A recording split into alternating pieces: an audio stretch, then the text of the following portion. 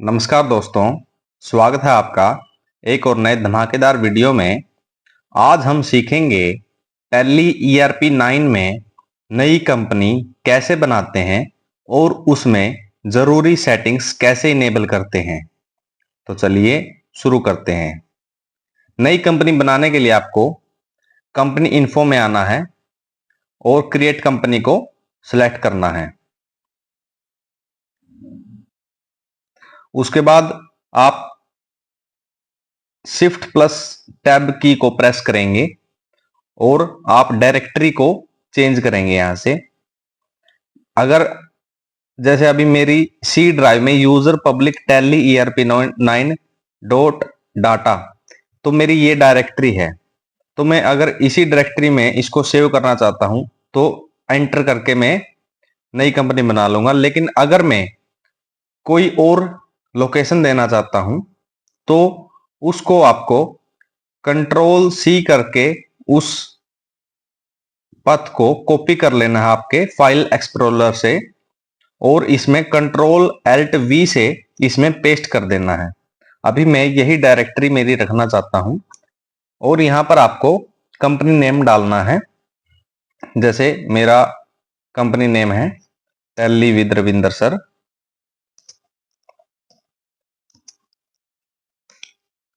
Mailing name वो name होता है जो आपके सेल इनवॉइस पर ऊपर हेडिंग में प्रिंट होके आता है, तो मैं यही सेम रखना चाहता हूं। और एड्रेस है मेरा नरवाना, कंट्री इंडिया, स्टेट हमारी है हरियाणा, पिन कोड 126 116।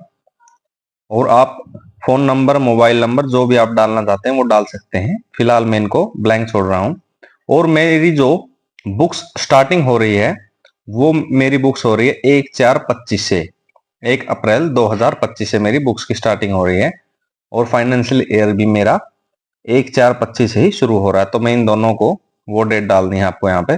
अगर आप कोई पासवर्ड सेट करना चाहते हैं ताकि आपकी कंपनी का डाटा कोई और ना देख सके, तो आप यहाँ पर आपकी कंपनी के लिए सिक्योरिटी पासवर्ड भी लगा सकते हैं। फिलहाल अभी हम इसको ब्लैंक छोड़ रहे हैं और कंट्रोल ए करके आपको चेंजेस को सेव कर लेना है। तो हमारी कंपनी जो है बनके तैयार है।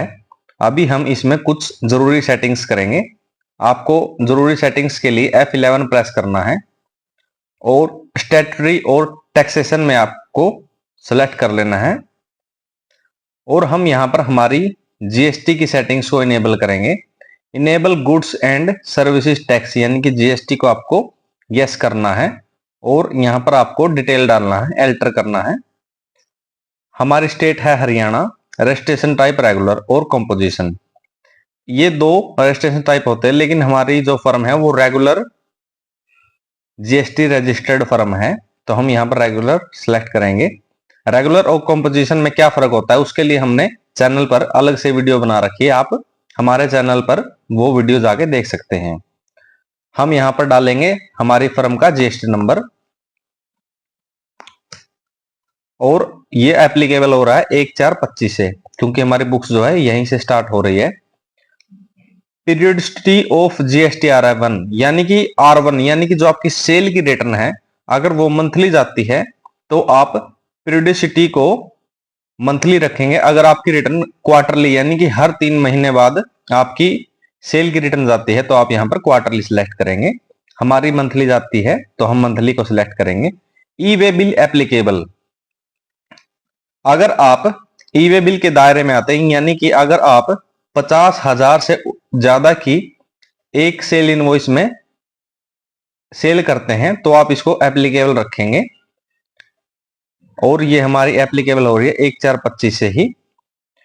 थ्री सोल्ड लिमिट इंक्लूडिंग, तो इनवॉइस वैल्यू पर और 50,000 पर, यानी कि अगर 50,000 से 50,000 या उससे अधिक की अगर कोई वैल्यू का इनवॉइस बनेगा तो उस पर हमारा ई वे बिल एप्लीकेबल होगा।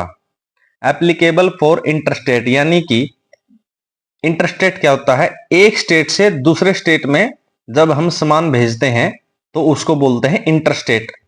और अगर विद इन स्टेट सप्लाई हो रही है यानी कि विद इन स्टेट सेल हो रही है तो उसको बोलते हैं इंट्रा स्टेट। तो हम इसको इंटरस्टेट के लिए भी एप्लीकेबल रखना चाहते हैं और इंटरस्टेट के लिए भी हमारी 50,000 ही लिमिट है, तो हम यहां पर थ्रेशोल्ड लिमिट को 50,000 ही रखेंगे। Enable tax liability on advance receipt, हम इसको नो रखेंगे। Enable tax liability on reverse charge, अगर आप रिवर्स चार्ज के दायरे में आते हैं तो आप इसको भी यस रखेंगे, अन्यथा आप नो रखेंगे।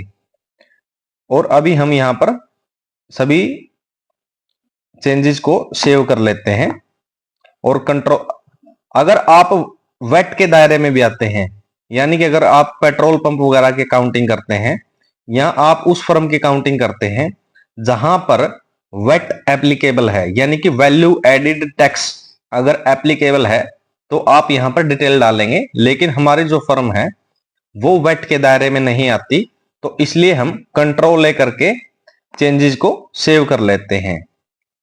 और अकाउंटिंग फीचर्स में एक बार देखते हैं, मेंटेन अकाउंट्स ओनली, तो हम इसको नो रखेंगे क्योंकि हम इन्वेंट्री में भी डील करते हैं।